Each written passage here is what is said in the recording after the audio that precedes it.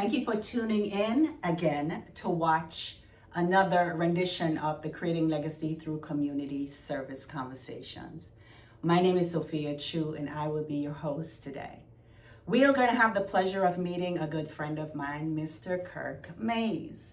I'm going to ask him, does he consider himself a Jamaican, a Jamerican, a Jamaican American? Because he was actually born in Detroit to Jamaican parents. So I'm hoping that you stick and stay to watch his story.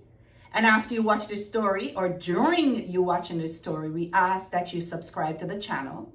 At the end of the video, you share his story and the other stories with your cohorts, your friends, your colleagues. We also ask that you like the video and you leave some positive comments. If you're interested in being a part of this journey, please reach out to me at watchusgrowmi@gmail.com. So I'll see you on the flip side of the conversation. Every day I wake up with choices in my hand. I shape the way I move. I choose where I will stand. I don't wait for others to guide what I should do. I lead myself with purpose, with discipline and truth. I lead myself well, my actions show my heart. I lead myself well, responsibility is art. I lead myself well, I lead myself well, my habits keep me strong. Good afternoon, good morning, good evening. Lunchtime, I don't know where you are in the world, but I'm happy that you're joining us again for another conversation around creating legacy through community service. My name is Sophia Chu and I am the host today. But before we get started with our guests, I wanted to remind you people, we're looking for a couple things from you, right? We're looking for you to subscribe to our channel. We're looking for you to share our stories. We're looking for you to like the videos and leave some very positive comments on the videos. But if nothing else, please share our stories. Because you have to remember, our story is our glory. So enough of the semantics, right? I'm going to turn it over to our guest now. So first we're going to ask him to tell us his name, his government name, if there's any nicknames, because you know how us Caribbean people roll, right? There's always a nickname, or you was born named this thing, but everybody call you that thing. Yeah. If you could share that with us, and then we can dive a little bit more into the conversation. Interesting.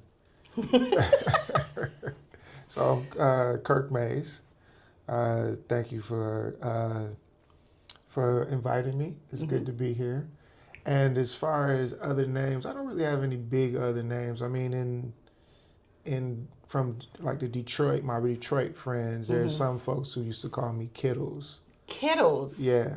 And that sounds like Kittles and Bits. Where Kittles come from? Kittles and Bits is one of the things that people get confused with. But that would have been Kibbles. Kibbles. It would have been Kibbles. See, Caribbean right. People, yeah. Boy.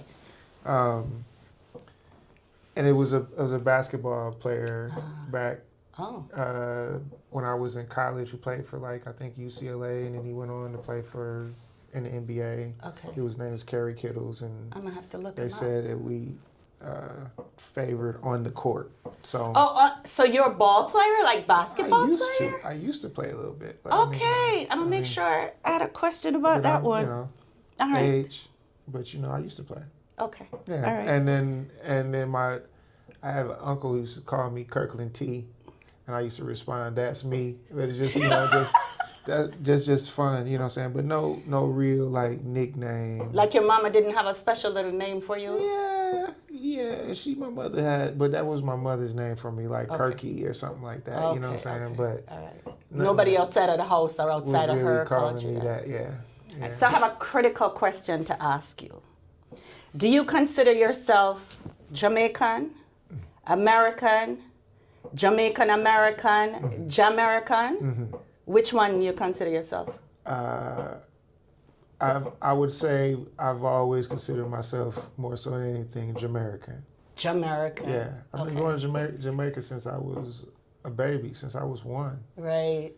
So there's been a continuous, there are many significant memories in Jamaica in my childhood that I have as the ones that I've had here. And in every stage of my life, I have memories of being in Jamaica. So I have a follow-up question to that. The young man, Tanner, that I interviewed the last time, he said one of the things that Jamaican children that are born in America to Jamaican parents despise is when we tell you guys that you're not Jamaicans. It's not that I personally wouldn't say I despise it. I understand what they're saying. I understand what they're saying because I did get a chance to go from the time I was a young kid. I seen the difference in the life they was living then than what I was exposed to. And I think there's a part of the Jamaican experience and in the culture that is rooted in those primary days and some of the things that they had to go through, from the uniforms to the lunches to that whole experience.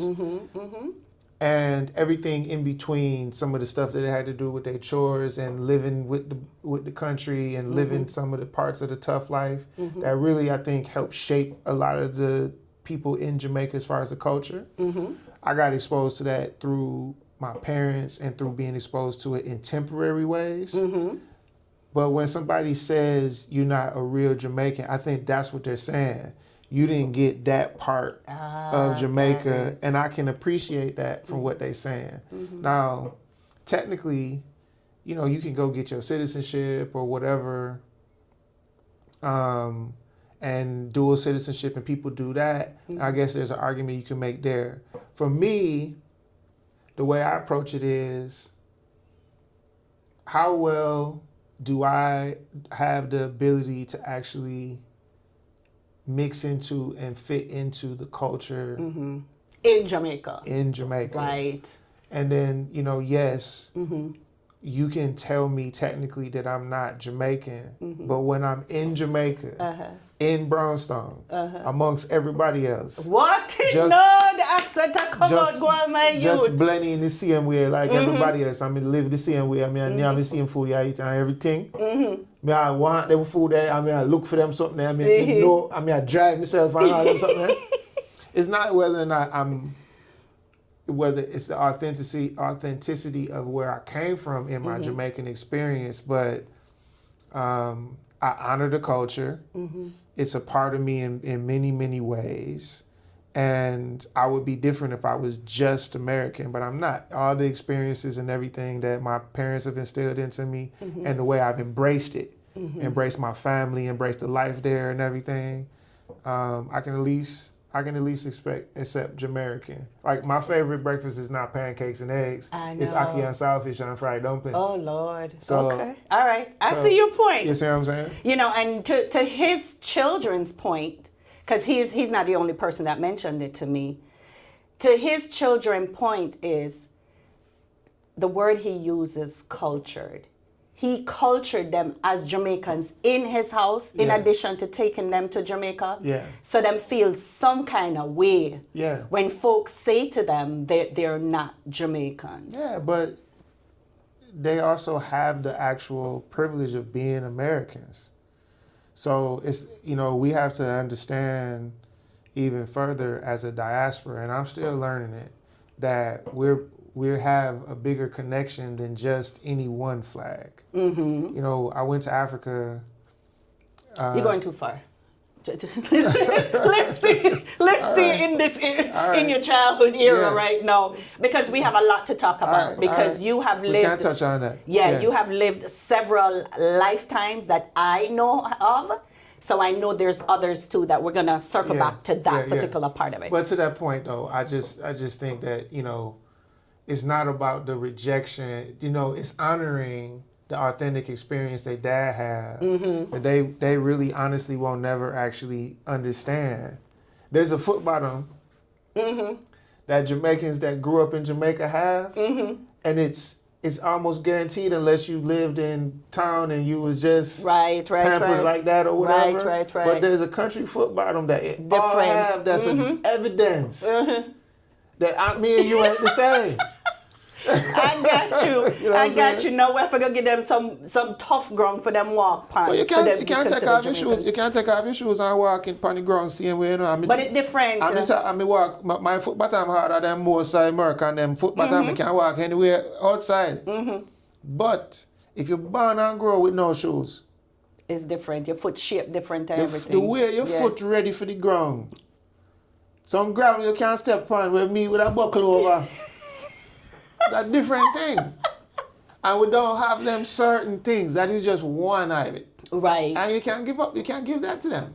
You know, but there are certain things that you benefit from being American. It's not a bad thing. It's a beautiful right? blend. I agree with you so much. So we're going to talk about your childhood a little bit, right? You were born in what city? In Detroit. You were born in Detroit. Yeah. The first time you went to Jamaica, you were? Like 1 year old. 1 year old. Yeah. I want you to talk when you have your most vivid memory about going to Jamaica. What did that feel like? Now me asking you the questions, what kind of memories does that evoke? Man. Because when going as a baby, you go as a baby, right? Yeah, but when you now realize that Jamaica is like your parents' home, Yeah. how do you remember some of the memories that evoked? I had so many vivid memories. Like, there was a period of time when my grandmother was still here, my mother's mother.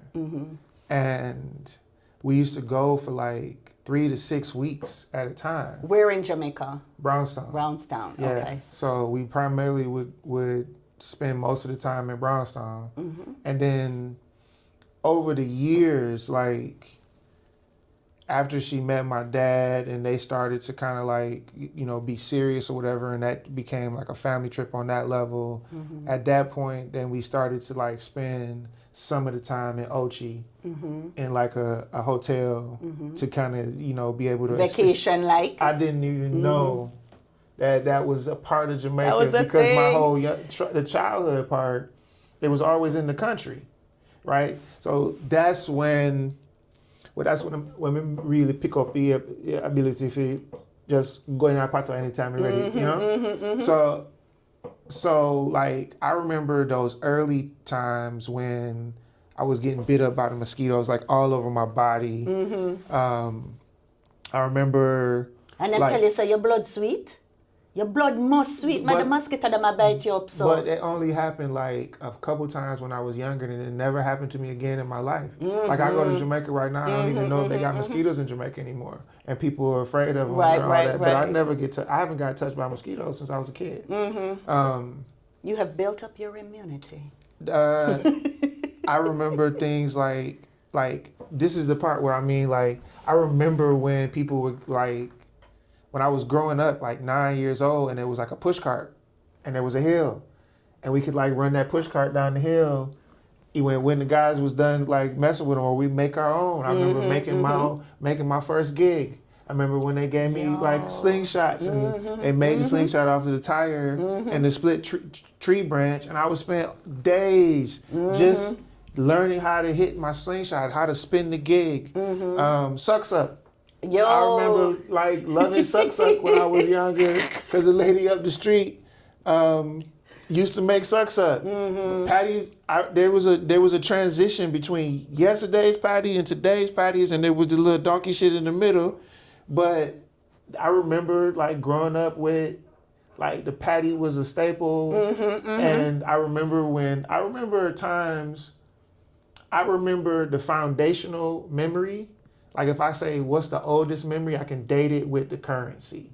Okay. Where, you know, you used to always take, first of all, you could take much more luggage back in the day. Because I remember us having like tons and piles of luggage that we used to take on those charter flights. But I also remember like there was always stuff that we had to take back for people.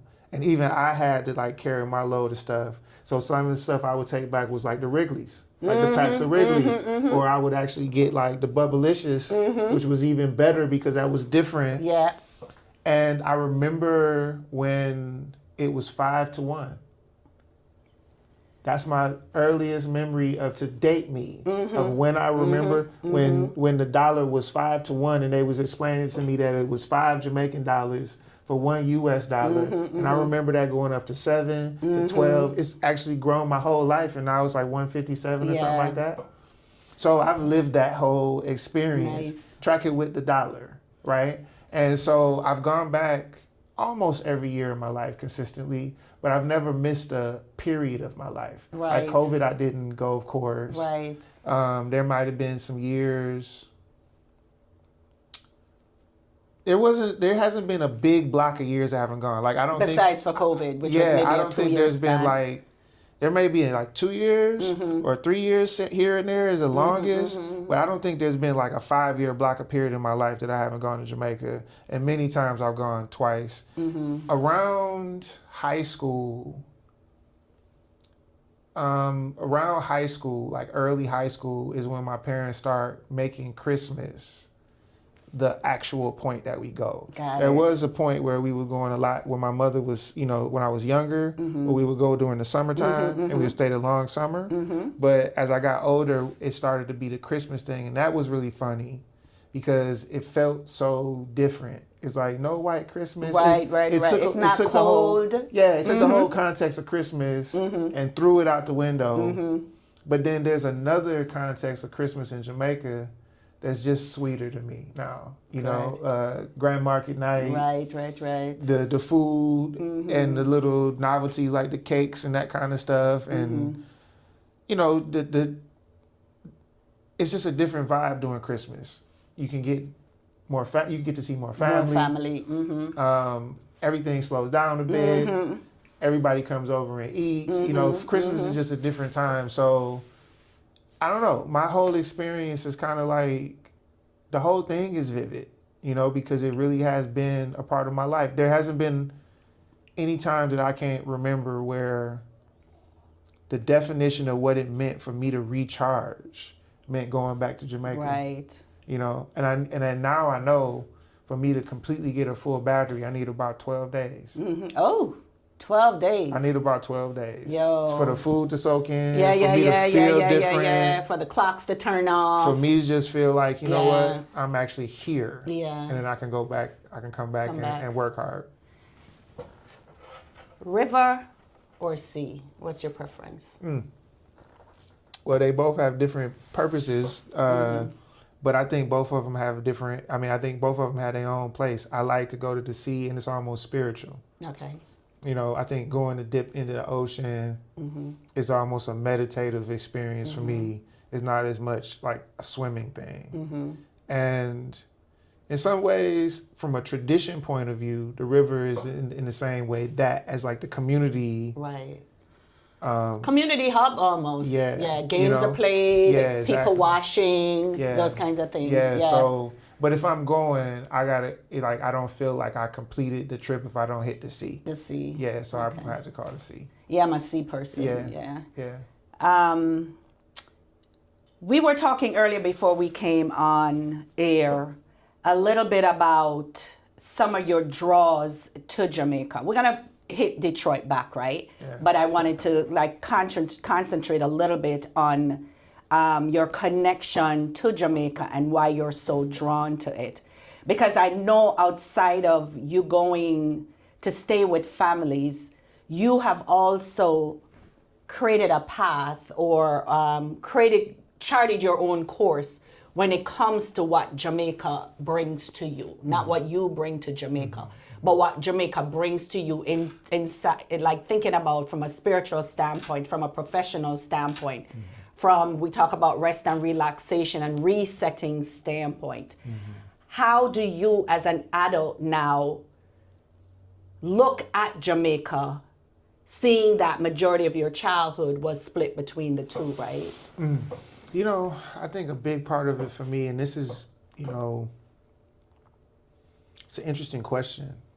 And I really want to say, first of all, thank you for the question, because it's actually relevant to some of my current contemplations about just my reflection on life.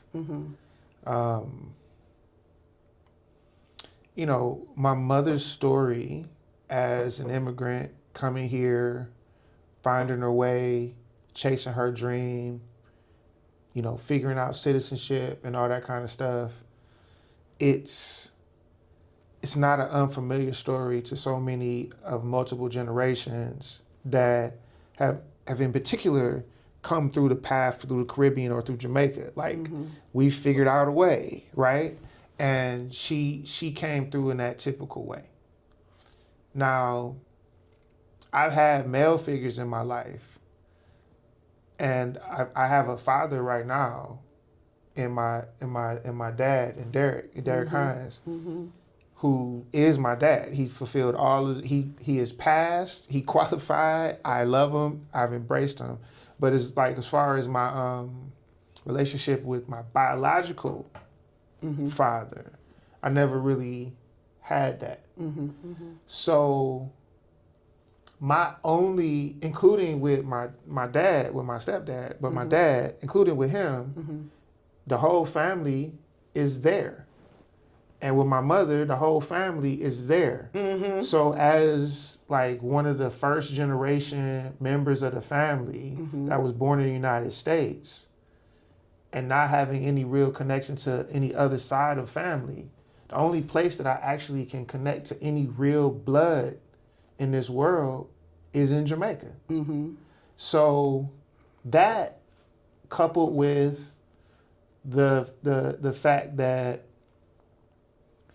when my mother saw herself growing into a successful person for her picture and her vision of her life, it had a lot to do with the example that one of my aunts set. Okay. One of my great aunts set, who was a matriarch in the family, who was able to be a nurse and live in New York and come back with the barrels and come back and help out and all that kind of stuff, and to be the person that they can ask for help for when they needed this little thing to get over or get over the hump. And my mother saw that as not like her role in life, but her role in family.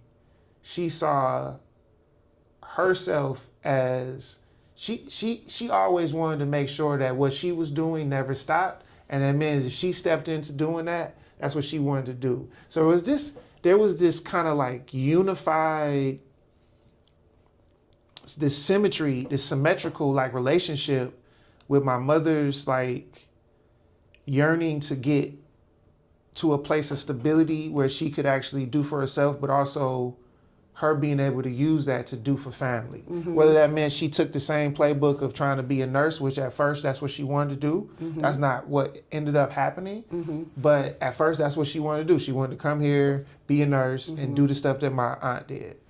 And that came out of not just an interest for herself and her own vision, that came out of a true, sincere love for family. Like, this woman loves her family. And the one thing I feel like she poured into me early was like, she just wanted to make, because I'm her only child. She just wanted to make sure that she didn't trade off giving me the chance to have the opportunity to be born here and get the benefits of being born here. Your full potential. But also, as a result of that, I wouldn't know my family. I wouldn't know where I came from, and I wouldn't have the sincere interest to actually continuing on, if it was necessary, the love and care and support for family the way that it always had been in our family tradition and so many family traditions. Right. So packing the barrels, going to the shopping things, going to the sidewalk sales, garage sales, buying the stuff when it got on the resale rack for whatever, and watching barrels and barrels get filled up my entire life, to then go lug them things over there to make sure somebody who just had a baby had this, and somebody who needed the uniform for school, and somebody who that. Like, she literally exposed me to it like she was training me for something.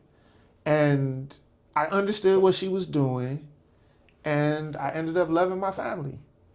So And you that's why love I more go than back. your family. So we're going to circle back to some of the things that, now that you have mentioned that, I kind of see why you are the person you are, because of how your mother raised you and what you've seen her do or continue to see her do, right? So we're going to come to the States. You're born and raised in Detroit.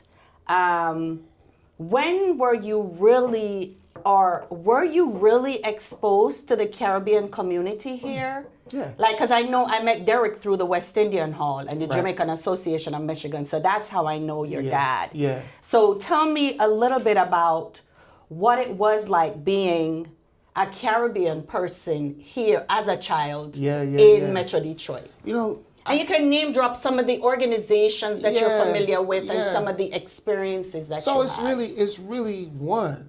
Like I don't really know if I've ever contextualized it like this, but the way that I stayed connected to the Jamaican community while I was growing up here was through church.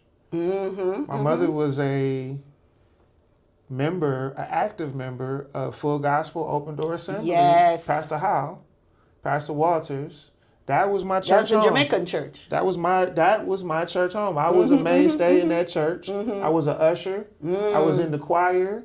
My mother ran the Sunday schools at Points. I was in every play. Like if I walk into that church today, I went to Pastor Howe's funeral, got rest his soul just the other day, you know what I mean, not too long ago. Like those are my elders. You know, Sister Brown, Sister Brown took care of me when my mother was at work. And then Sister Bennett was the other person, Horatio's ex-wife, right? So I grew up in those households when my mother was at work, and we went to the whole Sunday service in the morning. Well, actually, we were there early because I was an usher and she was in Sunday school. We did the whole first part of the service was 11 to 3. You go home and you eat. You come back at 6 for the service that go to 9. And then there's Bible study twice a week. There's prayer meeting. And we was in the choir. We had to go to choir rehearsal. At one point, I learned how to play the drums and do the organ. I lived in church. I literally played basketball, ran track, played softball, anything they would give me at school just so I didn't have to go to church after school. You was a busy little boy. And that was a Jamaican church. Yeah. I was part of that church when it was, before it was even the bigger church. I was part of that church when it was called Berean, Church of God in Christ. Okay. And then when Pastor Howe built the extension, that bigger church, because you remember, if you go into the church, there's an upstairs, and the upstairs have a certain amount of pews. I was there when it was only that. I remember when they built the new church. I was there. That was so like they our did something with their building fund. Years and years. And Okay, I'm just saying, they always doing maintain, building fund. Yeah, I remember when they started it, because it was just that little right. with 35 members or whatever it was, and then that building fund has maintained that church to a building that looks pretty much like what it looked like when they built it. Like they took care of it like some Jamaicans, for real. Okay, so they've taken care of it. So, Pastor Howe is a very disciplined man, like no other. I'll tell you the truth. No gum chewing, whole bunch of all them little Jamaican, no short skirts, fact, no. To that point, Pastor Howe is the person who taught me how to eat a piece of sugar cane. He sat me down when I was a kid and was like, "Come here, boy, let me show you this." So and a lot of those trips going back, there was a ton of luggage. It was with some of the pastors and stuff like that. Right. So my Jamaican experience wasn't just when I was in Jamaica. I've spent more times with my Jamaican family than I did with the American family growing up, because I only messed with Americans when I went to school. Right. My home life was all Jamaicans, and then when I went to Jamaica, I was already... Right. It's already embedded in you. How did your peers in school, how did you get along with them, seeing that you were kind of different?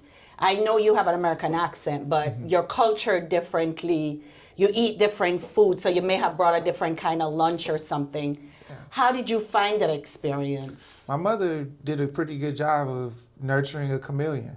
Okay. I could come to American schools and blend in. I mean, I saw everything different. Right. I was having a different experience personally. Right. But as far as having to deal with what a lot of my family members and other people in the Jamaican community I saw had to go through with having to, like, there were certain things that you just couldn't hide in your accent, or there's certain things that you just couldn't get used to with the American experience. I grew up here, so I was kind of like trained with that baseline. Right. And there were many people who grew up with me in school who didn't even hear me speaking patois until I was like in front of my parents. Right. And a lot of people, I mean, even now. And it was so funny you say even now, because when I was talking to Dion the other day, it was like, Dion, like, I didn't even know he was Jamaican. We were just having this conversation and I thought I heard him say something in patois, and I was like, is that what you just said or whatever? I was like, so, and that's one of the concept of, coming back to code switching, when you are Americanized to a certain point for survival. Yeah. And then your core is Caribbean, right? So now as a child or a young adult, you have to learn how to gauge who you are in the space that you are. Yeah. How was that for you? I mean, I think that basically boils down to like our core values and how those core values are instilled, right?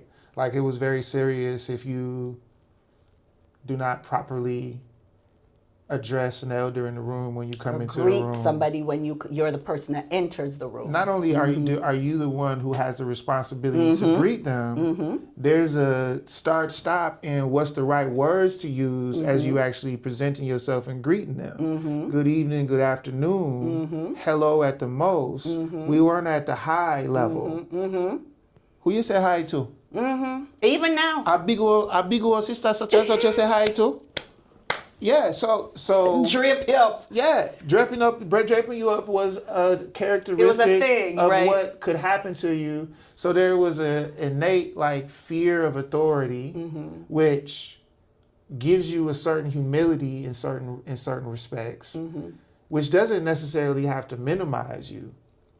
If you have a strong enough temperament to actually live through it, and it's still like parts of that same culture that builds up your self-esteem as well. So you know that when you're getting reprimanded for something, I had a sense that it was towards the greater good of being respectful and knowing how to, and so that kind of stems into other values and just how you decide to live life and how you put yourself out there in life that maybe other people from American culture didn't have that same exposure to, or they didn't have the same culture to deal with. Right. So you just have some different things that certain people get into, and then you'll find us more withdrawn and more able to like not deal with that kind of stuff because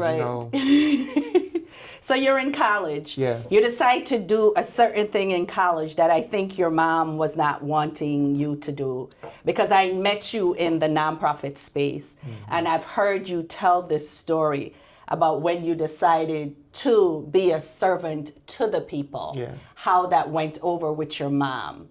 Yeah. So, given the context of everything I explained, her point of view in life, her wish for me to be something greater than what would have been possible if I was born in Jamaica, because I had access to education, access to all these different opportunities and people. So for her, it was like, yo, given the ambition I had in my life to be a nurse, you should be a doctor, or you should be something big professional out here. That's what I sacrificed everything for. I've been eating sardines and carrying a bag of rice in the backseat of my car to make sure you can go to private school. I've been wearing Keds so that you don't have to feel like the $20 shoes, so that you don't have to feel like you are out of place and you always had what you needed. Only thing you're supposed to do is take your ass to school, take your book, get your education. I will whip you if you come into anything less than a C. Now go, you've been prepared. Now go and get a big degree and come back and make us all proud and take care of your family. That was the understanding, pretty much. And, you know, the truth of the matter is I went to college and was free. Like, I speak of all of this with like a certain level of romanticism, but I grew up in a very structured environment. You know what I'm saying? So, you know, I went to private school for high school. I went to private school for grade school. You know what I'm saying? Now, they weren't like slap you over your head strict environments, but I mean, my high school was Brother Rice. I mean, it wasn't some slouch farm. It was real deal, like Catholic education. And That was not free. Yeah, and that was a disciplined environment, and there was a value proposition behind that, a bet that was put on you. So you can't just go here and just do whatever you want to do. And then outside of that, like if I took up any sports, like I said, you know, I had to be serious with it, because if I wasn't serious enough to actually matter in it, I just had to go home and go explain. And no, not even explain. My mother never really came to a lot of that stuff. She just was like, if you want to do it, fine, but just know that that's not what you're here for. Ah, got it. I don't have no interest in you being a professional athlete or nothing like that. That could miss. That could not happen. This is what I need you to do. Not with the basketball you was playing. I would play basketball, run track. I walked onto the track team at Michigan State. Like I played. So you were decent. I ran track. You were decent. I ran track for my first year. Yeah. I wasn't the best guy, but I was enough to get a chance that I was actually on a team. It's the Jamaican in you. Whatever. But it wasn't like she wasn't really pushing anything other than me being smart enough to use my brain to make a life for myself. And when I was like, yep, I'm gonna use my brain, but I'm gonna use my brain to help people. It wasn't, she thought it was like a joke. She was like, nah, you think you smart? You think you gonna actually take all of that rebellion and turn it into this? And yeah, there was some, that translated into what we call tough love and don't come back to my house. And all of that. But so what did you end up getting your degree in? I ended up getting my degree in like communications or something like that. Yeah, like communications. I went in for engineering. And my head wasn't screwed on in college, really. You were free. I was free. I was free. I did a lot of growing up. I did a lot of learning about myself. Right. But graduating was more of a like accomplishment that was for them, and they didn't really care what it was. So for me, it was just like, hey, let's just get this done. And I'm gonna probably add some more freedom. I'm gonna go do something else with my life anyway. Right. Like whatever I got to do with my life, I'm not sure I've discovered the thing in this college that's gonna enable that. Right. I had enough confidence in myself that whatever I'm gonna do, I'm gonna figure out anyway. Right. And I'm gonna use my mouth, and I'm gonna just get through it. I'm gonna figure it out. And the degree is just something you need to have. Yeah. For your parents. That's it. Yeah. So once I got past that, I realized, oh man, I could have made different decisions while I was in college. Well. But at the end of the day, I did still approach my life when I was done with school with that attitude of like, okay, what am I gonna do? And really get serious with asking myself some really foundational questions like, am I here to sell my talent and abilities to somebody for money, or do I want to create a legacy? And I naively picked legacy at 20-something years old. Yeah. And that's what happened. That's what it's been. So let's talk a little bit about Brightmore Alliance, because that's where I met you. How long were you out of school before you started in that role? So it was quite some time. So what were you doing previous to? I was trying to figure it all out. Like What was you doing to make money? You're talking about you trying to figure it out. I wasn't making money in some instances. Okay. I was struggling in some places. Okay. My official graduation from school was like 99. Okay. Right there. And I had some jobs. I had different jobs. I taught for a little bit at Riverwood schools. I had my own 6th grade class through a charter school company. So there was a period of time that I went back to school for like my master's in art of teaching at Wayne State. I got all A's at that point because, you know, there was a different context. But then, you know, I really started, I had a mentor and a guy by the name of Walter Brown who does financial planning. He used to do financial planning for kids going to school. And he helped tons of people. And Mr. Brown was just a special character. So when I got done, I came back to him and said, thank you for the help that he gave us. And, you know, he sat down with me and asked me the question, so now what you want to do? You in this white man's world. Right. Now what you want to do with your life? You a man now. Right. And I was like, I don't know. He was like, well, you know, we've had some good conversations about the world and community and everything. And he's the one who, the first person that told me what a nonprofit was and the 501c3 and all that kind of stuff and looking at giving back to community. He kind of planted that seed in me. We had a couple conversations and I talked to my friends about it and we started having conversations about the way the world was and what was going on. And, you know, at the time the casinos were just coming up. A lot of people were actually losing their job at the plants. You know, buyouts were going down.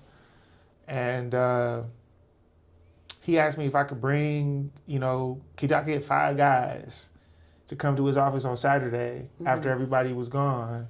And we talk about, you know, what we could do as men to help our community out. And I think I brought 8 guys. Okay, nice. And so you've been organizing for a minute. Yeah, so that was the beginning of me looking at community work as a life journey, a big deal, like right. a vocation for my life. You have a term. I was looking at your LinkedIn profile, and I can't remember the term now. You consider yourself a service something. Servant leader? Servant leader. It's not leader. It's something else. It will come to me. Okay. I don't know what it says. But. Yeah, it'll come to me. But you seem to do it from the experiences that I've seen, how you operate and working with you. You seem to do extremely well when it comes to serving your community. Community servant, I think is the term you use. So I want you to talk a little bit about Brightmoor Alliance, Forgotten Harvest, some of the work that you did with the city of Detroit on the governmental side, and then we'll circle back to where you are currently. Okay, so Brightmoor Alliance was, in many ways, that whole journey that I expressed, that, you know, I decided that I wanted to do something from the time that Mr. Brown planted that seed. Let's call that around 2001. 2001, 2000, yeah. So that's a couple years out of school. Yeah, so I graduated 99, so late 2000, 2001, when I was like, this is what I want to do. And I didn't start my job actually working with Brightmoor Alliance and actually doing community work as a paid person until 2006 as a liaison for the Skillman Foundation's Good Neighborhoods Initiative. Okay. So I was one of the 6 Good Neighborhoods liaisons. Okay. And that was like 2006, 2007-ish. And around 2010 is when we transitioned to executive directors of the neighborhood organizations. After helping the community in many ways, you know, place and decide, helping lift up the community leaders, organize tables of those leaders, strengthen structures and organizations, develop and push the community-based organization that was like the umbrella. Like the neighborhood. Like the Brightmoor Alliance was like the umbrella organization. Okay. That's what I was doing before I became the executive director of Brightmoor Alliance. I was just going around trying to figure out how we could connect available dollars, or I would go in personally as somebody had already dedicated 5-6 years of my life for free to figuring out building community in Detroit. I mean, we skipped all that, but in between Mr. Brown saying that and me starting the organization and all that, and learning about the block club system and all that, I went in now with Brightmoor trying to understand what their vision was and what they were trying to do, and applying what I've learned over those years to helping them move their initiatives forward and helping connect groups that weren't readily connected. I was funded to go in there and try to help move community forward. Eventually, I became the executive director of the neighborhood association. And instead of help, now it was my responsibility to actually start moving some of this stuff forward. So I just started pressing the gas and doing everything I could to try to, help bring more people to the table, help address some of the issues that were going on at the time, help refine and bring structure to community-based work when at that time we weren't in a bankruptcy conversation yet. We were in a mayor scandal, and our schools were in bankruptcy, and we were in the middle of the economic tsunami that led up to where we are. Buyouts had already been issued, and now we're living with the aftermath of whole swaths of neighborhood where people have moved out, people have lost their jobs, the jobs not coming back. Everybody is talking about Detroit is the bottom of the barrel nationally. That whole thing is red hot, and I've been thinking about giving my life to neighborhoods for 6 years already.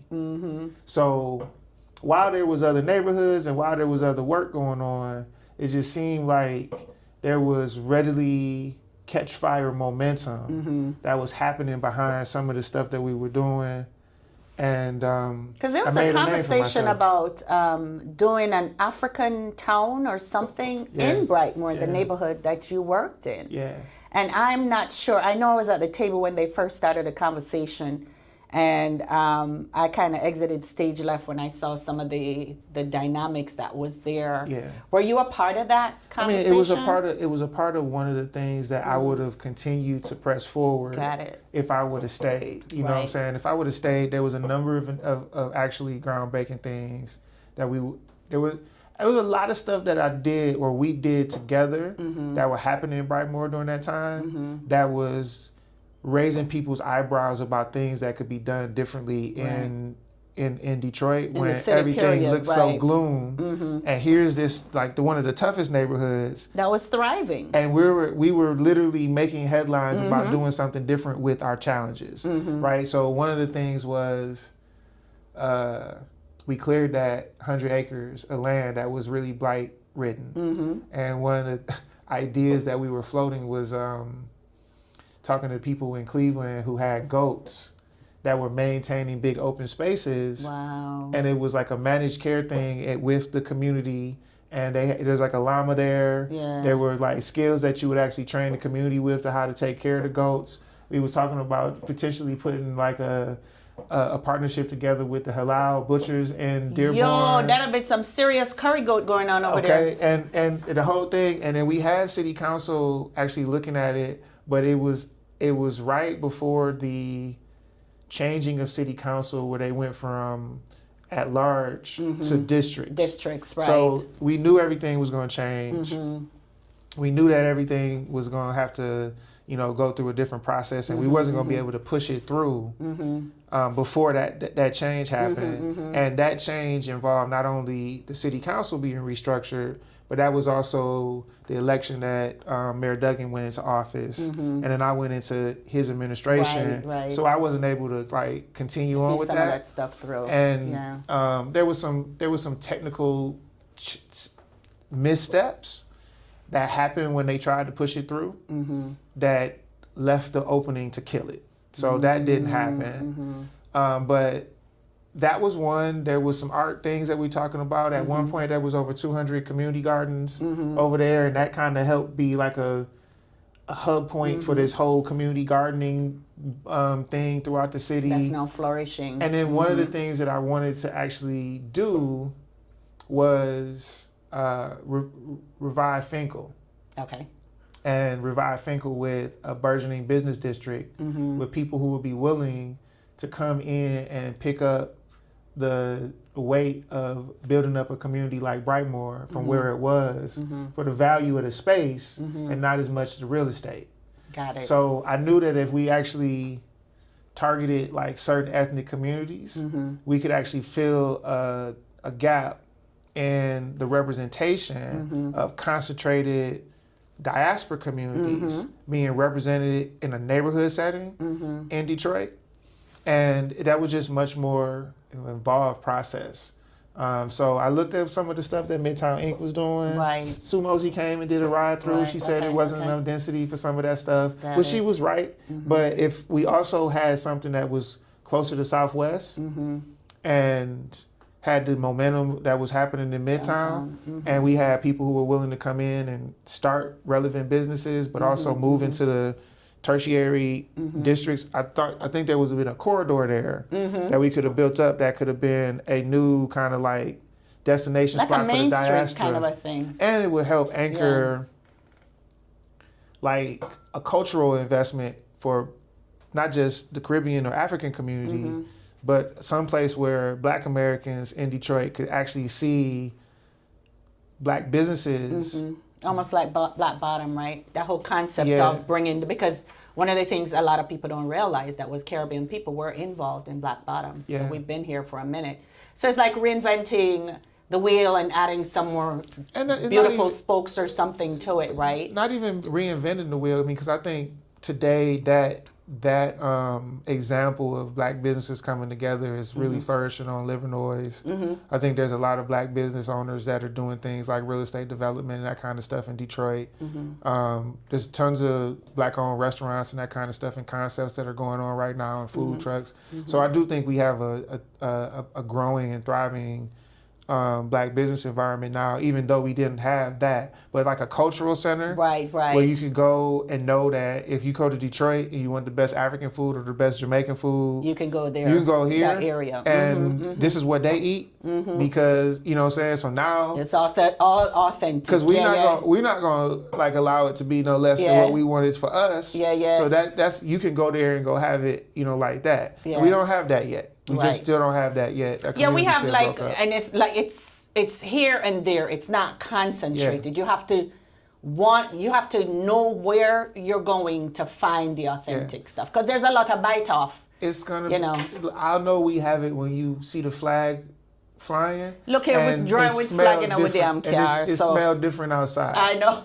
Okay. So tell me some of the other stuff that you've been involved in. We talk a little bit about Forgotten Harvest, because I thought that was a really cool positioning for you also, you know, to not only be in a nonprofit space, but the visibility that it allowed you as a Jamaican American to be in that role. Yeah. You know, so so as I mentioned, I went on to serve in the mayor's office for the first 6 months of the administration. And you were doing neighborhood stuff. I was actually the deputy for economic development team. Okay. Like I wasn't actually one of the neighborhood folks. That's a whole story, but I won't tell that story. But no, I ended up landing into one of the into the economic development. And let me just say this: what I will say, for the benefit of the people who are watching this, for people in our community, it was a chess move. It was a chess move. You know, the city was going through a lot of stuff. There was a lot of folks who were in control and power in higher places whose job it was to turn things around.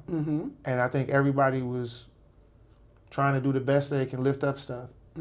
There was a lot of energy that was happening out of what I was doing. A lot of energy. And I think some of the things that were coming out of it, some of the attention it was getting, was starting to step out of maybe the control of some of the other folks who were in control. So I think a lot of the reason why I was brought in to serve in the mayor's administration didn't have as much to do with my strength and skills, had more to do with like just getting me off the street.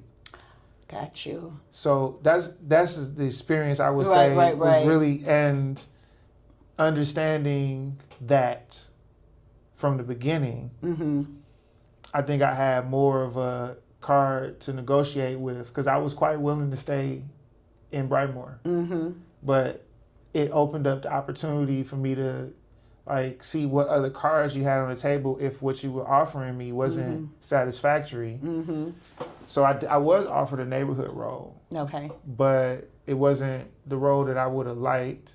So I just kind of walked away from it. But what came back around was the opportunity to work on the economic development team, which for me represented an incredible opportunity to grow. Another way to actually, you know, give back in a different way. It was a new department in the new administration.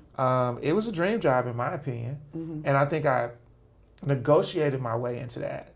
So I think that's important for people to understand, like just understanding your value, even the danger that you pose in doing well. Can you actually use that to fall forward into something? So I think that was a setup for even being able to get the Forgotten Harvest job. Got it. Okay. Okay. So when it came around to the search for Forgotten Harvest, that search had been going on for some time.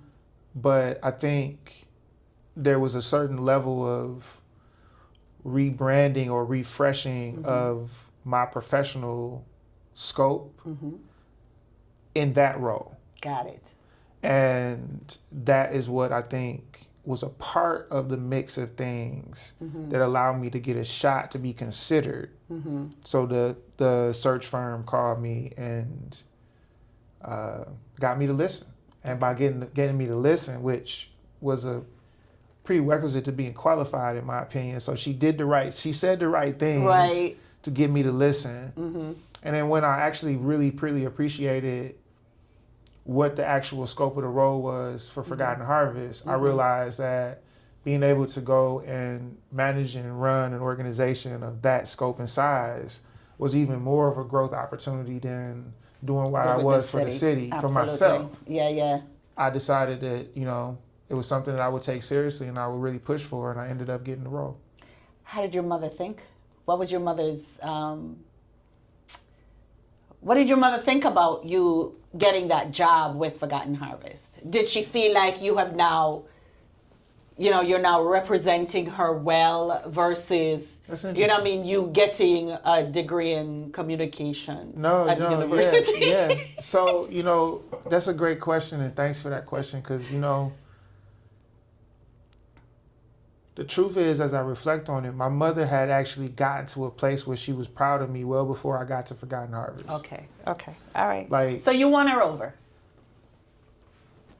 The work won her over. Like, my mother didn't come to any of my track meets or my basketball games, and she never came to one of my community meetings. If I have any regret over my whole career, I had a lot of nights when I was on fire. Like a lot of nights. Like it wasn't, I didn't just like be able to grow through the ranks and do everything because I was good every once in a while. No, you fought. I had some moments that were literally divine moments because I'm like you, I don't have no script in front of me. I'm going with the spirit. I got a bunch of stored information that I guess is just a part of the characteristic of who I am. I remember a lot of things. I take in a lot of information. I take everything very serious. So I was taking this stuff serious. So when I was going in there, I was a cocked weapon. And look, I've been in front of a lot of stuff, like shutting down the neighborhoods and all kinds of stuff. Right. And my mother never seen any of it. Yeah. She never seen any of it. And what ended up happening was, so there was just a period of time where she didn't think that this would ever come to anything where I was going to be able to get off of like being dependent. Right. Because like there was that long period of time where I wasn't making anything from this stuff. I had small jobs, like not small as far as insignificant, but jobs that weren't really lucrative or sustainable long term, like running the summer day camp at Northwest Activity Center, which is fond memories. And that helped me pay my bills in the in-between while I was hustling and doing all other kind of stuff. Right. But there was nothing that actually gave her the indication that I was going to be able to live off of this stuff. She was gonna be all right. And then it was Charlie Anderson, a guy who used to run the organization's communities and schools, who took my mom and my dad out to dinner when my son was just 6 and explained to them what he ran in communities and school, a multi-million-dollar organization. She showed them she showed them his salary. He showed them the team that he had, the $2 million a month budget that he managed, and he said, your son is the reason why I'm here is because I know your son will be doing this one day. I don't know what Charlie saw in me. And let me tell you, when I got the job at Forgotten Harvest and it was announced, he was the first one, and the exact message was, I told you so. Yep. So he saw something in you that you didn't even 100% see yet. So he gave me offices. He gave me an office for my nonprofit that I started that taught me all of this, because I had to go through, and I started a 501c3 and I did all that. That was my experiential. He gave me an office for that while I was running one of his programs. But the relationship was based off of a vision, and that vision was something that he saw me on the road to. So he helped enable that and give me chances with that. So in some ways, it was really hard for me to go into the Good Neighborhoods Initiative because Charlie was the one that gave me Mr. Brown gave it to me. Everybody, there were people along the way. Ron Lockett from Northwest Activity Center gave me a chance to run that day camp. But Charlie was the first one who had resources and was like, you want to do this? You about this life? Here go office space. Here goes some space to do this program. Here's a program that's going to actually, I'll pay you to do it. Run this. And he set me on my way to like being able to pay my bills. So at a point in there, my mother gave me a card on my birthday and said, I believe in you. I know you're going to be able to do whatever you say you're going to be able to do. I trust you and I love you. Wow. Go do it. And after that. That was it. After that. Yeah. She released you. I just went. So that happened maybe 5, 6, 7 years before Forgotten Harvest. So what was happening was all those times I was struggling, I grew up in a Jamaican community. Yeah. So there's people in the Jamaican community that would see me. Take you through. No, they would see me during the struggle. My hair wasn't cut. I was in unkempt clothes. I'm trying to figure it out. I'm in that entrepreneurial, social entrepreneurial mode. And it's not like this is going to blow up into some big kind of money thing. Right. And the word was on the street. Yo, welcome to Celeste's son. Yeah. Welcome to Kirk. And it would come back to her, Kirk, Celeste, why go on with Kirk? And she was embarrassed. She was literally embarrassed, and the heat that I was getting. Yeah. Anytime I was in front of her and I was talking about community work was coming from the fact that after everything that I've poured into you, after everything I've represented in our community, you gonna come, and after I done and everybody know you done went to school and everything, and everybody know how bright you are. You has been on the stage. They done all seen you do this. And she was livid. And then eventually that turned into, from what's going on with Kirk to, Celeste, I just saw Kirk on the news. Yeah. Hey, You know how we are. And this is the thing. I would never tell her. I was just working. I wasn't doing something special by actually going on the news. I was just actually taking an interview. Right. And that was just a part of my job. So I tell you, I was so proud. I'm still proud that I know you, but when I saw what you did with Forgotten Harvest, even opening that new building that they did in Southfield, I think. It's in Oak Park. Yeah.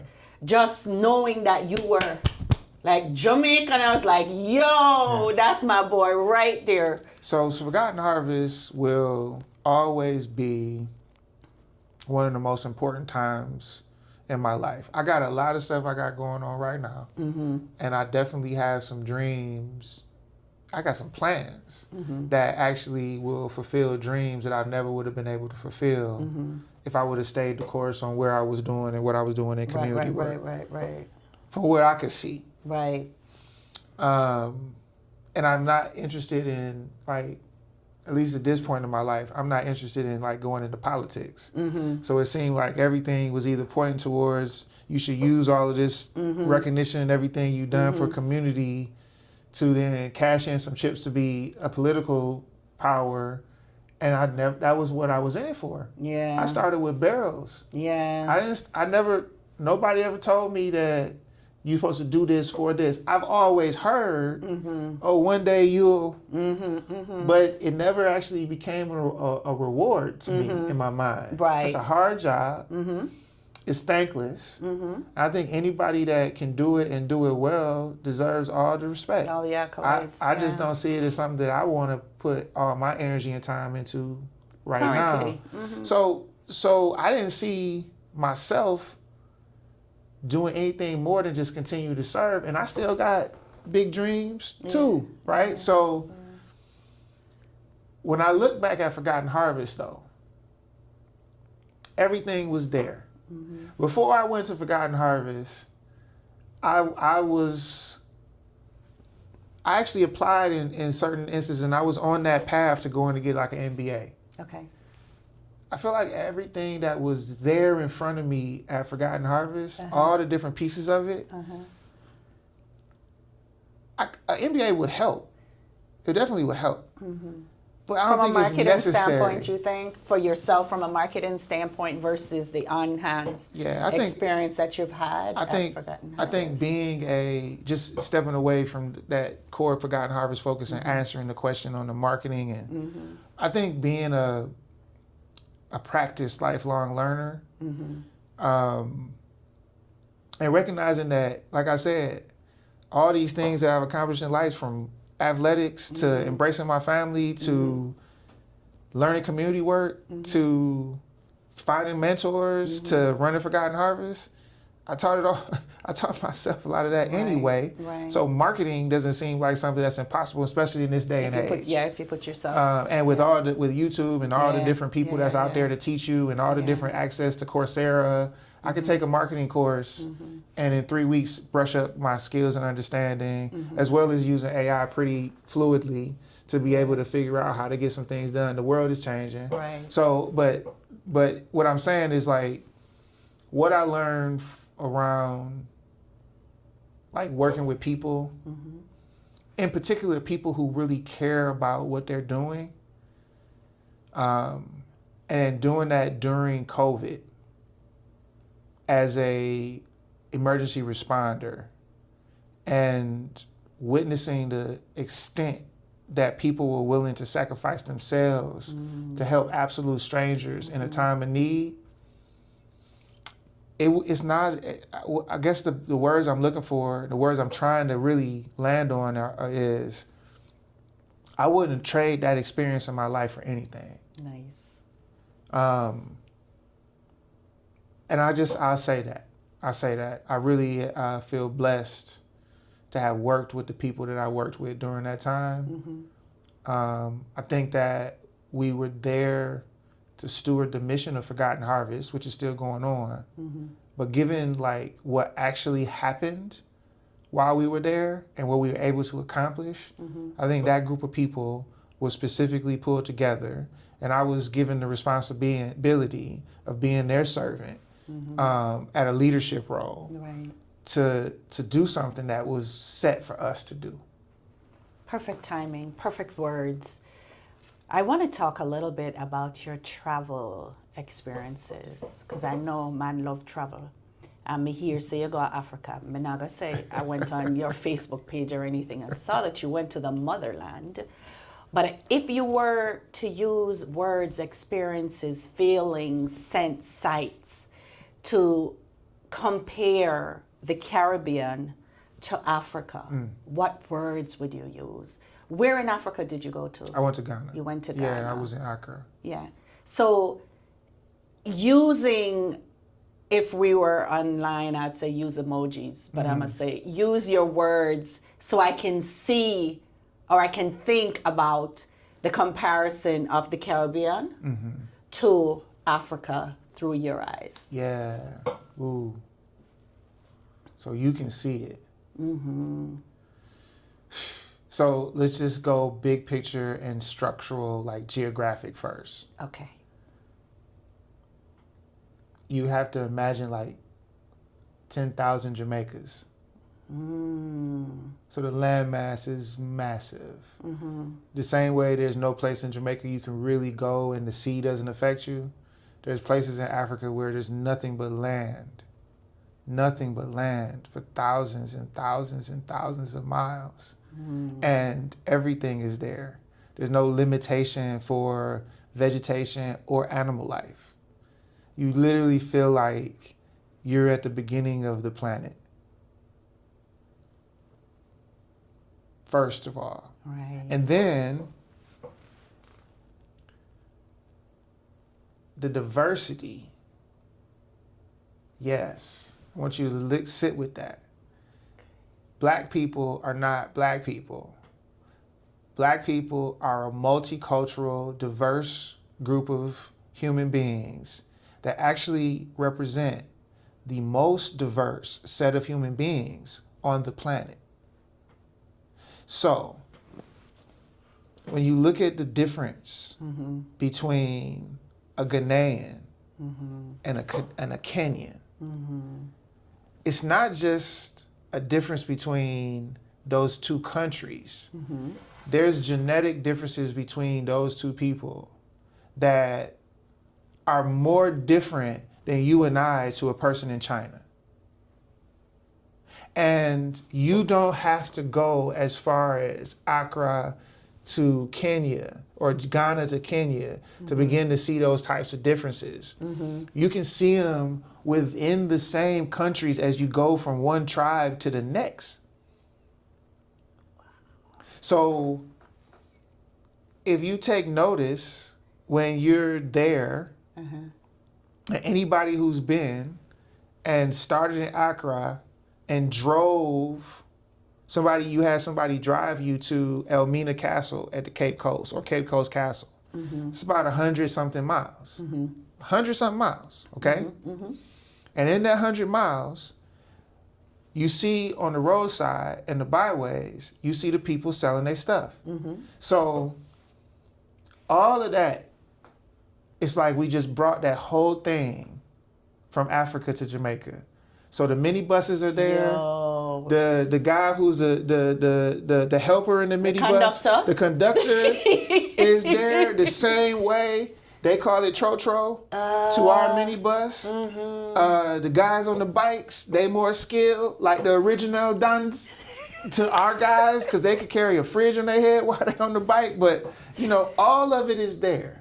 All of it is there. The only thing I didn't find, maybe because of the time I was there and probably because they don't know what I was saying because I was saying something different. Yeah. Only food I didn't find was Guinea. Ah. But it might have been a time thing. Oh, the season. Right.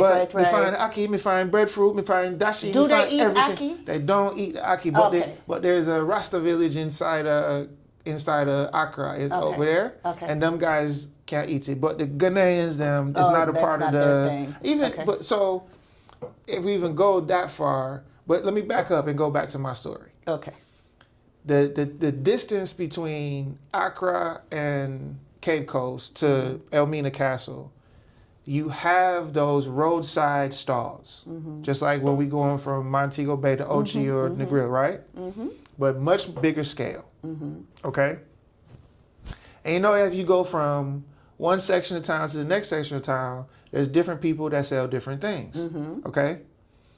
So on the roadside here, though, you got appliances. You can buy washing machines, dryers. You can buy a tractor on the roadside in Africa. You can buy whatever you're looking for. And there's one section I remember that was all car parts. Like another section that's all something else. Okay, so it's just a much bigger scale. Far more people that's doing it. You know how it's like a lot of people in Jamaica have to be entrepreneurs. Just multiply the scale. Yo. So now there's just like huge areas as people's doing this, right? Yeah. But the particular thing that you want to look for though is amongst all of this is not only people selling different hard goods, people selling different food. Okay. And you can tell that there's a cultural shift when you can actually see that the food that they offering shift. Right? So if you go around the island of Jamaica, any of those side space, you're going to get the same thing food. that they Right, offering right, you. right. The same menu, the one you grew up with. Yeah. That represents that we one culture. Yeah. From one section of Accra to when you get there, you got men on the road that's selling octopus with this big bread that look like cocoa bread. Everybody has some kind of different fruit stand. There's people that was selling bushmeat. So they got the big rats. They got the big what I would call, like, they call wide cutters. They look like groundhogs. Oh, wow. They got those wide open yeah. on the side of the road, and they selling them. But every section you can see where the food changes. Wow. Now, I didn't know what I was seeing when I was going through it necessarily, but I saw distinctly that there was shifts, and one of the shifts that you could see with this food that they offering is different food. Yeah. So when we get there, I stayed there a couple of days, and we got invited to a wedding. Okay. And there was a particular cultural group that was the wedding. It was a Fulani wedding. Okay. So I'm sitting there, and we go through the wedding, and it looked like a visa wedding, you know. So me can't see that as a Jamaican. Me can't see that, you know, because what me see is this. It's certain African traditions that from the tribal side, they didn't do. And people was talking about it. And the girlfriend was like that. Was there. So, me start check to see once it said, yo, and some of the comments on this toast and something there, they might take it for joke. Cause the guy, he have him gym and getting things and he might start talk about him getting. Okay, so all right, it's that. So one, all around the world we the same people. Okay, and honestly, we are these people. Right. We are actually these people. We actually come from these people. But one, I saw that. So I'm taking in the scene, I'm taking in the whole thing, and I'm actually one of the photographers because I got a camera, and they were like, "Can you take pictures?" So and then the food come. And they had this thing that they had that I didn't know what it was. It was like this red something, and it looked like pudding. Okay. But it was like orangish red, like the red on your jacket. Okay. It was like that color. And they was eating it with the chicken. They was eating it with the food. Okay. So it didn't connect in my mind. What is it this? Was, right. So I looked at it, and it looked like cornmeal pudding, but it was red, and they was eating it with. So I went out to the car, because we had a driver with the people we was with, and I went to him. I said, "Hey man, so tell me, what is this?" I said, "What is this red something?" And he said, "It's called whatever." I don't remember what he called it. He said, "It's called this." I said, "Okay, but how they make it?" He said, "Oh, they use cornmeal, they use this." I said, "I don't pudding, man." I said, "Oh, this here pudding, man." I said, "Wait, how come it's red?" He said, "Oh, because these people, the Fulani, they put curry in it. And the curry makes it a savory thing instead of it being a sweet thing. Got it. So they cook it as a savory thing, so the cornmeal now come." And I said, "Wait, you said the Fulani." I said, "This is just them who do that?" He said, "Yeah, just them that do that. Other people might do a different thing." I said, "Oh, so for Jamaica, we call it this." And I just started sitting back and realizing, I said, "Wait, they have a different language. They have different traditions. They even have different food that they eat. Yo, this is a different culture." Yeah. So that means that the people that I saw. So tell me about the people I saw that had the different the squids and the bread. Oh, those were the such and such people. Oh, what about the ones with the rats and the oh, those are the such and such people. So I said, "Wait, all those people different?" He said, "Different, all different." So then I come back home, and I got some Nigerian friends here, and I asked my buddy, I said, how many that you know of? How many different cultures are there in Nigeria? He said a minimum 200. So what I'm saying to you is this. The same way we respect that it would be disrespectful in some ways to see a Korean, a Chinese, and a Japanese and call them all the yellow man. It's the same disrespect. It's worse. Yeah. We actually the original man. Yeah. And everybody knows this at this point. So what happened was, if there's 100 marbles that's on the table, and each one of those marbles have a different color to them, each one of those marbles represent a different cultural distinction that is different down to the genetics, down to the DNA, they different, okay? These are the 100, these 100 represent all the different cultures that's in Africa, okay? If you take 15 out of the bag, that's the rest of the world. And those 15 come from this 100. Yeah. So when these 15 start bouncing up against each other, there's only so many different combinations that 15 can make. There's way more combinations that the 100 can make. Yeah. The original human diversity is the black man, and we call it one thing like it's a monolith. A Kenyan and an Ethiopian and a Ghanaian and a Nigerian and somebody from Senegal and Uganda and Congo. Yeah, we all black. We all But come black from is not Africa. black is not black. But black is not one Right. thing. These are all different people. So just understanding that we're far more dynamic than I thought we were, it opened my eyes to see myself differently. Nice. And I embraced this idea that, for me personally, that I didn't have to feel isolated or alone and without a tribe because I don't know what the original man was or where the Garden of Eden was if that was the story. Right. But at some point there was, let's call it Ethiopia because of the traditional way we look at the world from a Jamaican point of view, right? Let's say Ethiopia was where the Garden of Eden was and then we just all spread out from there. Okay, well, there was a lot of different circumstances that created one split to the next split to the next split. Maybe slavery was just another split.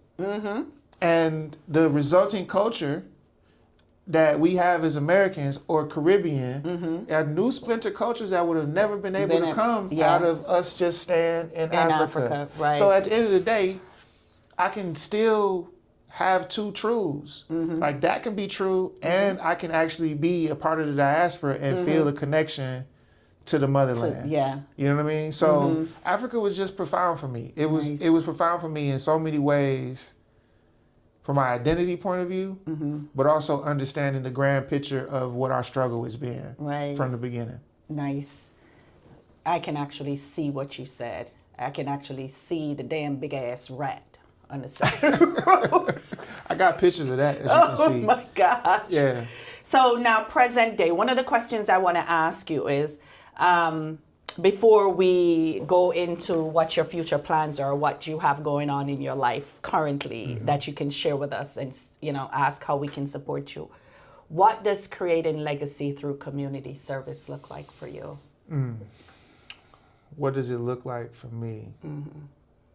Because to me, you're a legacy creator, right? Okay. That's what I have seen you do. That's how I see you operate. I see you taking us into rooms, every room that you've been in, that I have seen you taking us in there to make sure that our voices are in this room. So with that being said, the work that you have done so far and the future work that I know you have that you're working on, if you were supposed to create legacy, think holistically, creating some kind of legacy for our community, what would that look like for you? Without being prescriptive, but actually going through the range and not trying to, to have too long of an answer. Let me answer it indirectly and directly. Okay. So indirectly, I would say as a thing to contemplate for anybody that's listening. Their own personal guideposts.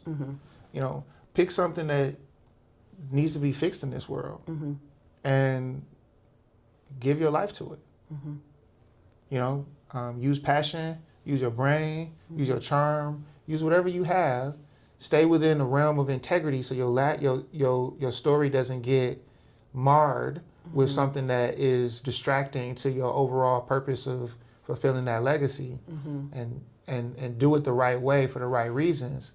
But find something that needs to be fixed in this world, that needs to be improved for the next generation, and go do it. We start with an assumption that I'm not perfect. This world's not perfect. We can be better together. Find some place that can be improved and go do that. I like that. From a direct point of view, I think I hear the question as, like, if I was to continue to pursue creating a legacy for my life, what is that big picture direction for my next horizon? That's exactly it. You know, I think right now, one of the greatest opportunities that's availed to the African diaspora is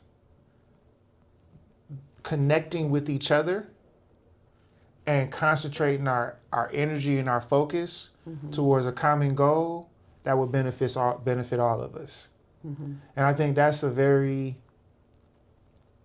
difficult place to get to, given the fact that, like I said before, we all do have a lot of deeply innate differences with each other, even though they want to clump us in a room and say we all black. Right. No, the reason why some of us don't get along is because some of us don't get along. Right. So it would take deliberate choice to pick something bigger than all of us that we can actually get behind together, and no matter what, unify around something that could benefit all of us, whether it's economic, social, geographic. In addition to that, I would offer that the greatest opportunity for the entire diaspora is to join hands and do what's necessary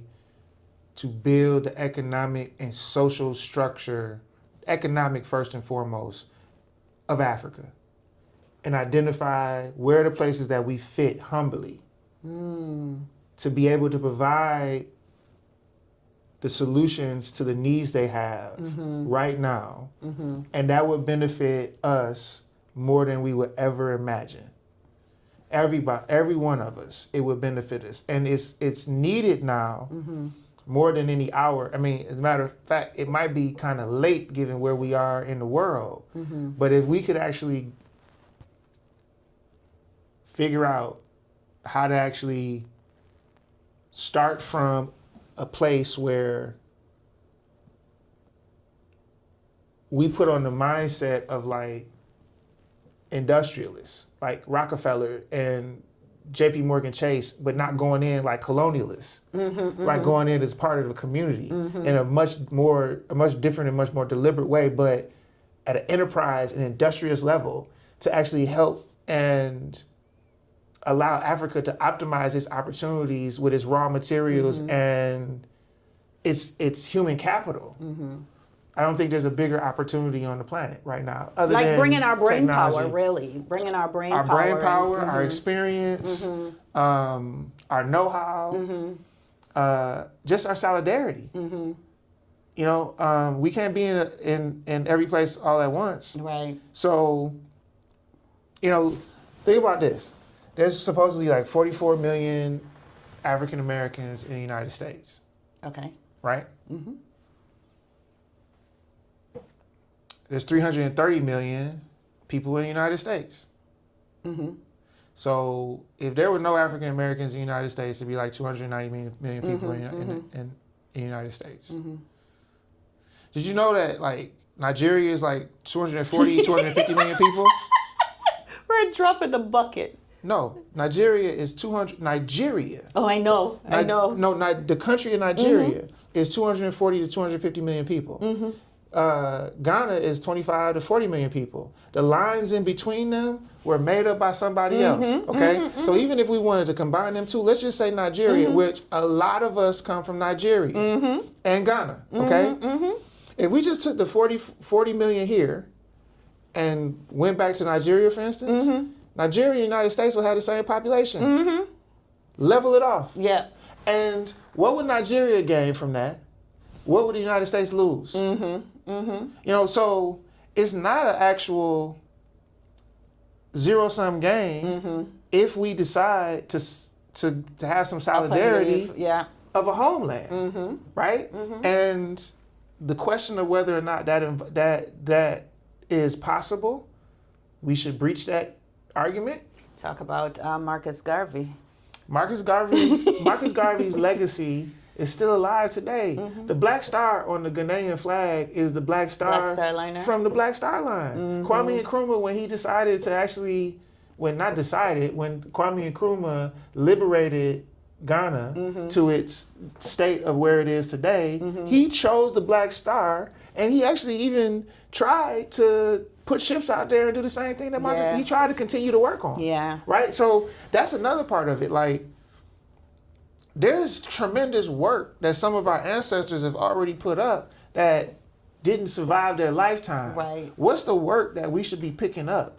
W.E.B. Du Bois died trying to create a black encyclopedia that was actually being informed from tribal leaders throughout Africa. It would have been a unique work of art or a work of information that to this day people don't know what. And you can still write, whoever can pick it up and continue that work, because like you said, there's a lot of it would be hard work. Yeah, it would be hard because the people who were informing the people who were informing the work were tribal leaders who had like oral history. Right. So are those people around still to even, or tribes or folks from their lineage? You know what I mean? I mean, but it's something. What I'm saying is, you're not starting from scratch. Yeah. It's something that is already. You know, there's foundation there. You can fine tune it to make it work for whatever we need to have done. But we wouldn't be starting anything from scratch. That's because our ancestors have already absolutely. The ground has been laid. Yeah. So I would say that as a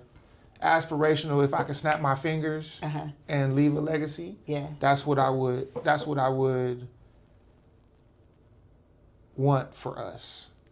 I like that. As a people. Yeah, I like that. Yeah. Far as what I'm doing now, you know,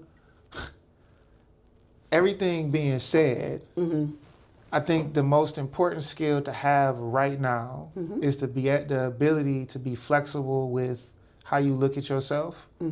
And what do you mean? How you look at yourself? Yeah.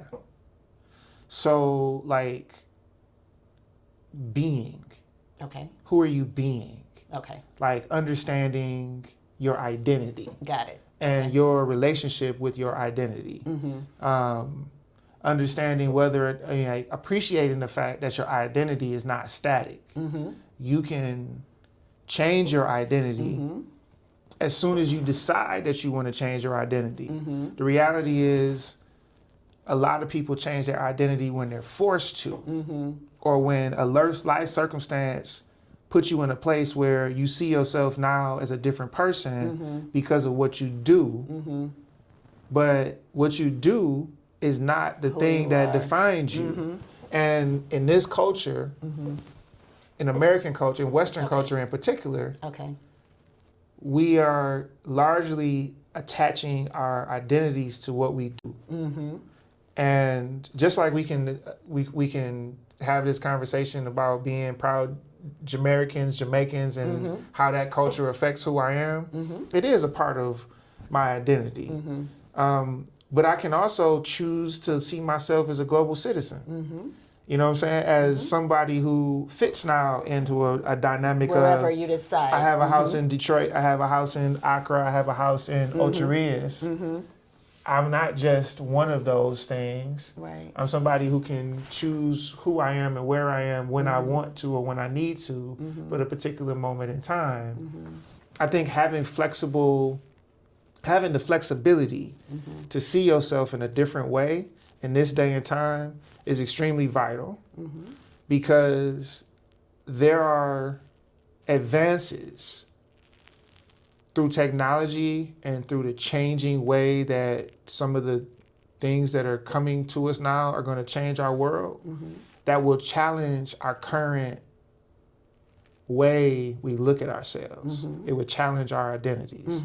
If the person who's the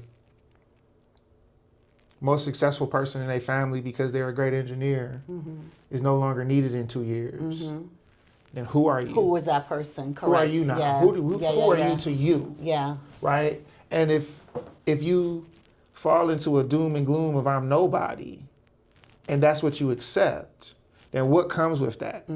Can you be successful as nobody? It's not that you can't, but what are you actually attaching to that identity trait or that identity status, right? So I also think that being able to see yourself in a different way is a gateway to trying new things.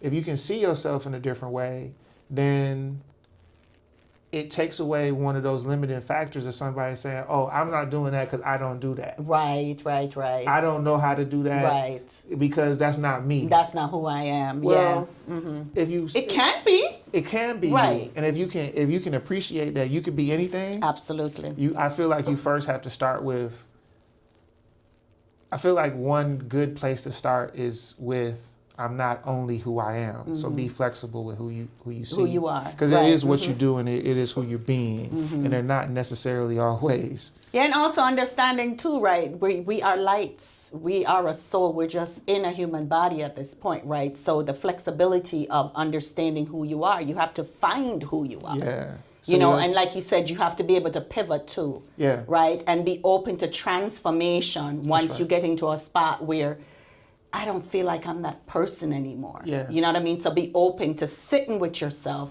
and peel back the layers. Yeah. So, right? you know, this is a part of the Jamaican culture that I appreciate so much, that you, like, when to go into the depths of conversation about the kind of ideas of consciousness and spirituality, not from a religious dogma point of view, but from like a self identity point of view, the I and those kinds of concepts. And be careful which words you use to describe yourself. All of that. Yes, all of that. Absolutely. It laid a foundation for me to be able to appreciate and understand metaphysical conversations and that kind of stuff much more, because these are things that I've seen many Rastas living by. Right. And speaking through. Right. Right. So it's amazing that we have like this almost in some ways primitive interface with this very sophisticated like mental model that is almost like a cheat code. I think that's part of the reason why Jamaican culture is so potent, because it's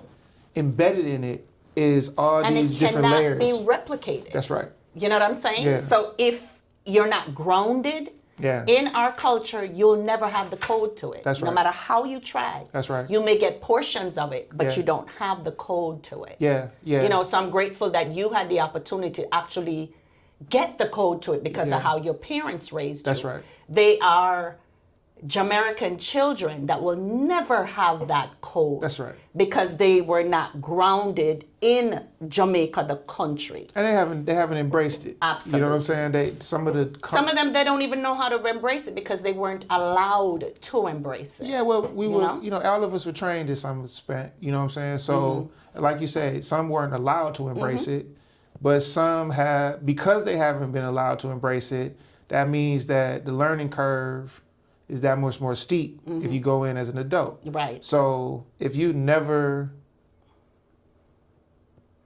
experienced Jamaica country living, cold water, maybe using the bathroom outside, like all of the stuff that go with it, there's definitely sweet parts to it that only country life provides, but there's a rough side to it that, from everything from the bugs to just, I feel like even country people, they have to keep the cleanest place. So I don't bring the cleanliness up. Yeah.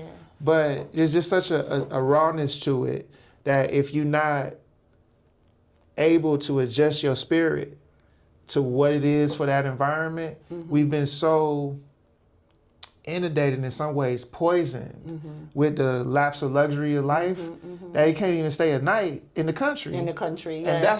that's something that you just have to decide that you want to do it. And if you decide you want to do it, it's harder now as you older because you have all kinds of excuses why not to do it. Right. But if you just decide you want to do it, you're still capable of doing it. But you know, and you talk about that, you know, anything you decide that you want to do and you build up the fortitude to do it. That's right. You know, you have people that have never done yoga before that goes to India and sit in these places and meditate for hours. Yeah. Because they wanted to do it. Yeah. They've never, you know what I'm saying? So I think to your point, at any point, you can decide who you want to be and go be that person. That's exactly right. That's exactly right. So I want to thank you so much for your time. We can go on and on. I mean, it's fascinating just sitting here and listen to you talk, because a lot of times we're in social settings when you and I get together. Yeah. So we don't get to dive in this deep. I want you to close us out a little bit by telling us how we as a community can support you and your future endeavors. And then if you're looking for followers on IG or YouTube or whatever, or you have interesting tidbits that you want to share on your social platforms, you can also give us that information. Yeah, so I thanks for that. I have a YouTube page that doesn't have much of anything on it right now, but I promise there's content coming, and it's coming soon. Okay. Right? So if you want more like insights and just me being me, my YouTube at Kirk Mays at YouTube. Okay. You know, that'll be there. You just search me on YouTube. And then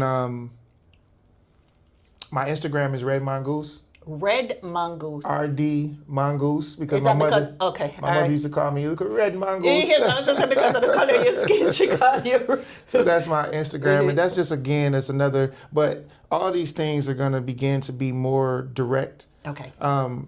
I just started a tech company, so I have an app right now called Prosperity AI at prosperityai.com. Okay. So www.prosperityai.com. Okay. And the purpose of the app is to help organizations with their strategic plans and with their action planning, implementation. Okay. And it's AI enabled, so it's conversational. So you go in there and you just start with hello, and you're going to start having a conversation to help you drill into your direction, your discovery. You have an opportunity to actually use it to reach out to your stakeholders and get feedback from them. Okay. So it's all in one system that pops out a strategic plan with your theory of change. Everything that I would do in my conventional consulting, it gives a plan at that level of quality. Okay. And then afterwards, you can actually use it to help you with tracking your actions and tracking your expenses and actually implementing the plan you put in front of you.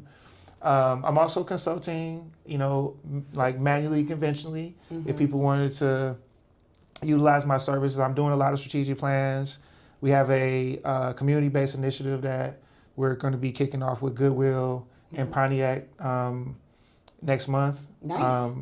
To help with some collective impact work over there. So with my background in community development and leadership, if there's coaching or strategic planning, and in particular, if you're looking to integrate artificial intelligence into your operations by either just updating some workflows where things that you're doing that are manual processes that could very well be done by artificial intelligence and give you back your time. Okay. Or if there's gaps in some of the things that you want to see for yourself, like marketing support or lead generation, or even helping with checking your email, going through some of those steps and helping folks understand how to streamline and how to maybe even raise their capacity. Okay. Those are some of the things that you can do. And then, Can you find grants? I mean, grants aren't hard to find. Grants that you could actually apply for in certain instances, because grants, yeah, you know. Yeah, I mean, you can use these tools out here to do just about anything at this All point. right. So absolutely, and if folks need help with any of that, I'm here for that. The Catalyst Edge Consulting is my Yeah, consulting. send me those links and I Yep. can add it into the Okay. the body of the Okay. yeah. The link. Yeah, for So, sure. Cool. Yeah, Well, thank you again so much. I hope you had as much fun as I did. Thank you. Thank you. And I look forward to seeing you in our community. All right. All right. So until then, peace. So I see you stuck around till the end of Kirk's story. Thank you so much for spending the time with us. I hope you enjoyed his story as much as I did, remembering that your story is your absolute glory. We ask you to subscribe to our channel, share our stories, like our videos, and leave some positive comments. If you're interested in being interviewed, you can reach out to me at watchusgrowmi@gmail.com. And until next time, peace. Every day I wake up with choices in my hand. I shape the way I move. I choose where I will stand. I don't wait for others to guide what I should do. I lead myself with purpose, with discipline and truth. I lead myself where my actions show my